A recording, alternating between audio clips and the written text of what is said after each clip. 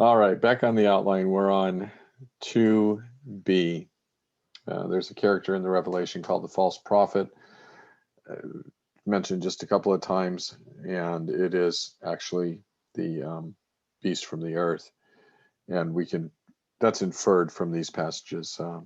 So Revelation 16:13.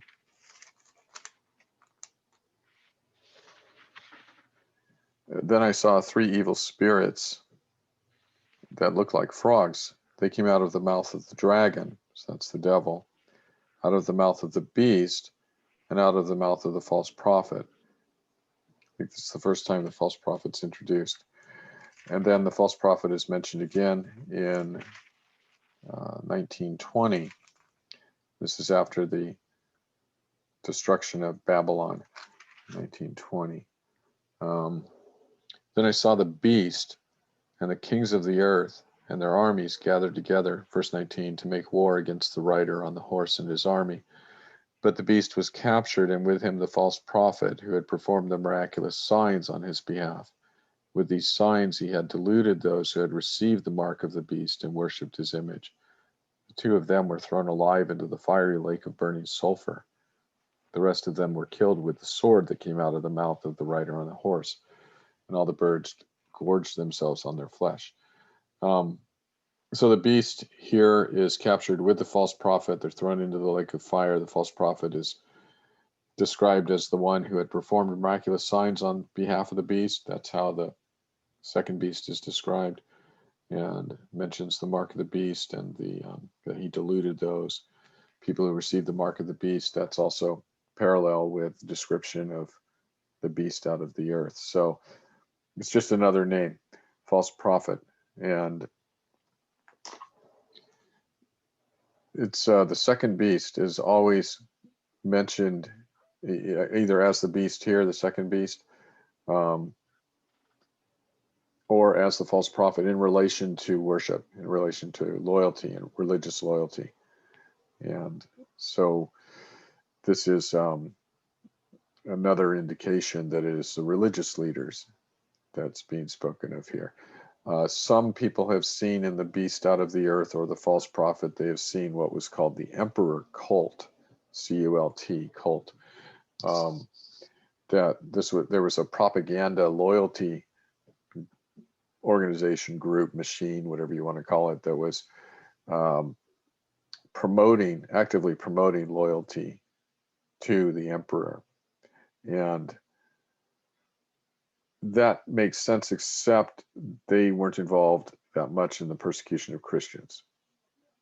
So the Jewish leaders fits better because of the persecution of Christians, which is what one of the major themes of the Revelation is, the vindication of the people who have been persecuted. So that makes more sense. And then let's see. Did we talk about who the three unclean spirits are? We did not, and we're not gonna talk about it. And when we get there, I probably won't know still.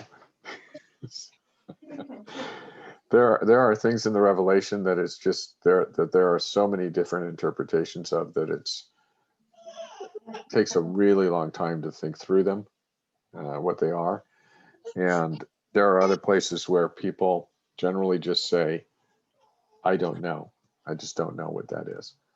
And demonic spirits, I don't know why there would be three of them, and I don't know if they have a particular identity. But I do understand demonic spirits in the course of deceiving people and persecution. That's certainly easy to understand. I want to real quickly look. It's 10:25. So I want to skip on the outline to 3B now. We're talking now about Babylon the Great, the Whore of Babylon, and actually 3C. Let's look at Revelation 17:4 and 5. So I had said Babylon was Jerusalem, representative of the people of Israel, the apostate Jewish people. Not every Jew is apostate, but in general. Revelation 17:4 and 5. The woman was dressed in purple and scarlet and was glittering with gold, precious stones, and pearls. She had a golden cup in her hand filled with abominable things and the filth of her adulteries. This title was written on her forehead: Mystery, Babylon the Great, the mother of prostitutes and of the abominations of the earth. So the woman is dressed in a particular way, purple and scarlet, glittering with gold, precious stones, and pearls, and she has on her head a sign, something on her head that says, written on her forehead, Mystery, Babylon the Great. So it's got her name or a message written on her forehead. If we look at 1816, it says the same thing, or some of it.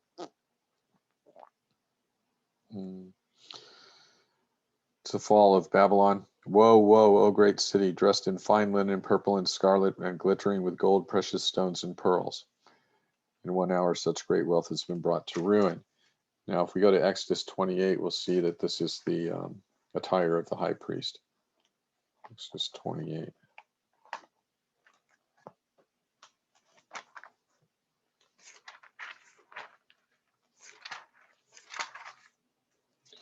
Starting in verse 5. Make the ephod of gold and of blue, purple, and scarlet yarn and of finely twisted linen, the work of skilled craftsmen. It is to have 2 shoulder pieces attached to 2 of its corners so it can be fastened. Its skillfully woven waistband is to be like it, of 1 piece with the ephod and made of gold, and with blue, purple, and scarlet yarn, and with finely twisted linen. Take 2 onyx stones and engrave on them the names of the sons of Israel, in the order of their birth, 6 names on 1 stone and the remaining 6 on the other. Engrave the names of the stones of Israel on the 2 stones the way a gem cutter engraves a seal. Then mount the stones in gold filigree settings and fasten them on the shoulder pieces of the ephod as memorial stones for the sons of Israel.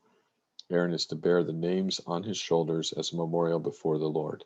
Make gold filigree settings and 2 braided chains of pure gold like a rope, and attach the chains to the settings. Fashion a breastpiece for making decisions, the work of a skilled craftsman. Make it like the ephod, of gold, of blue, purple, and scarlet yarn, and of finely twisted linen. It is to be square, a span long and a span wide, and folded double. Then mount 4 rows of precious stones on it. In the first row there shall be a ruby, a topaz, and a beryl, and the second a row of turquoise, sapphire. I'm sorry, I said topaz earlier. Turquoise, a sapphire, and an emerald. In the third row, a jacinth, an agate, and an amethyst. In the fourth row, a chrysolite, an onyx, and a jasper. Mount them in gold filigree settings. There are to be 12 stones, 1 for each of the names of the sons of Israel, each engraved like a seal, with the name of one of the 12 tribes. For the breastpiece, make braided chains of pure gold like a rope. Make 2 gold rings for it and fasten them to 2 corners of the breastpiece.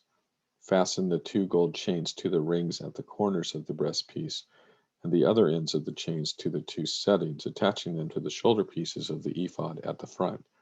Make 2 gold rings and attach them to the other 2 corners of the breastpiece on the inside edge next to the ephod. Make 2 more gold rings and attach them to the bottom of the shoulder pieces on the front of the ephod. Choose close to the seam, just above the waistband of the ephod. The rings of the breastpiece are to be tied to the rings of the ephod with blue cord, connecting it to the waistband, so that the breastpiece will not swing out from the ephod. And he talks about the Urim and Thummim. Skipping down, 31, make the robe of the ephod entirely of blue cloth, with an opening for the head in its center. There shall be a woven edge like a collar around this opening, so that it will not tear. Make pomegranates of blue, purple, and scarlet yarn around the hem of the robe, with gold bells between them. The gold bells and the pomegranates are to alternate around the hem of the robe. Aaron must wear them when he ministers. The sound of the bells will be heard when he enters the holy place before the Lord, and when he comes out, so that he will not die. Make a plate of pure gold and engrave on it as on a seal, holy to the Lord. Fasten a blue cord to it to attach it to the turban. It is to be on the front of the turban. It will be on Aaron's forehead, and he will bear the guilt involved in the sacred gifts the Israelites consecrate. whatever the gifts may be. It will be on Aaron's forehead continually, so that they will be acceptable to the Lord. Here we can stop there. So we have in the description of the whore of Babylon the same materials, the same colors. The only thing that's not really mentioned, and also the same precious stones, or at least it says precious stones, glittering gold, etc. We have precious stones, glittering gold in the same colors and materials, except for linen. Linen is mentioned here in Exodus, but linen is not associated, as far as I know, with the woman, because in Revelation, linen represents the righteous deeds of the saints. And there's actually a passage that says that. So we also have, Aaron has a turban, and on the turban is a plate, and on the plate is a name, Holiness to the Lord. The woman likewise has a plate on her forehead, probably on a turban or tiara, that says abominations, abominations of the earth, Babylon the Great, whore. So what we have in the description of Babylon the Great is a description of the high priest it's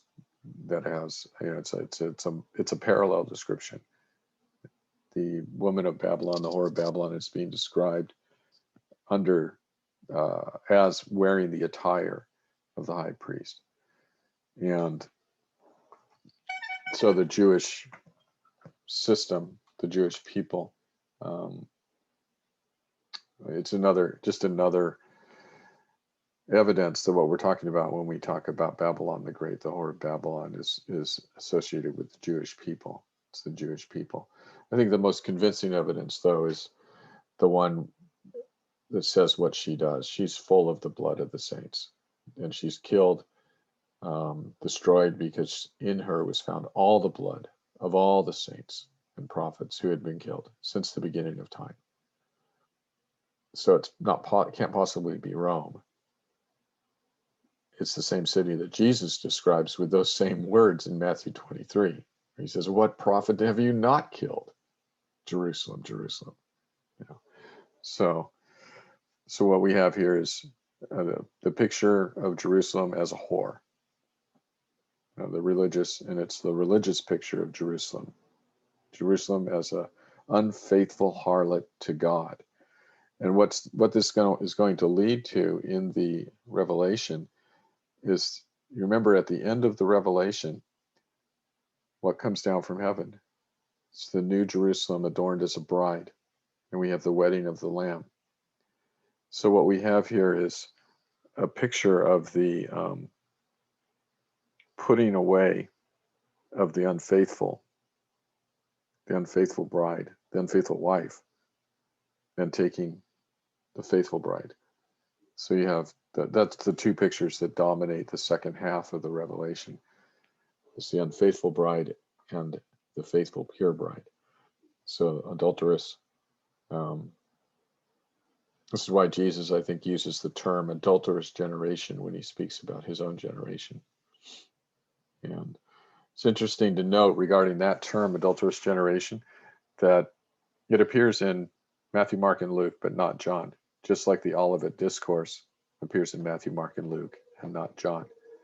But both of those terms appear, the content of the Olivet Discourse and the idea of the adulterous generation appear in the Revelation. And so I think that all of that future judgment on Israel that is talked about in the Olivet Discourse and is the subject of the Revelation, the Holy Spirit leaves most of that or all of that out of the Gospel of John and puts it all in the Revelation in an expanded form.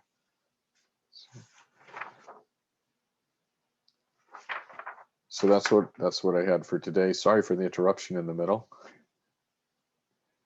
Hopefully this was also helpful, filling in more details. And yeah. I see Becky's thumb. There's Becky. There was Becky. Any comments or questions?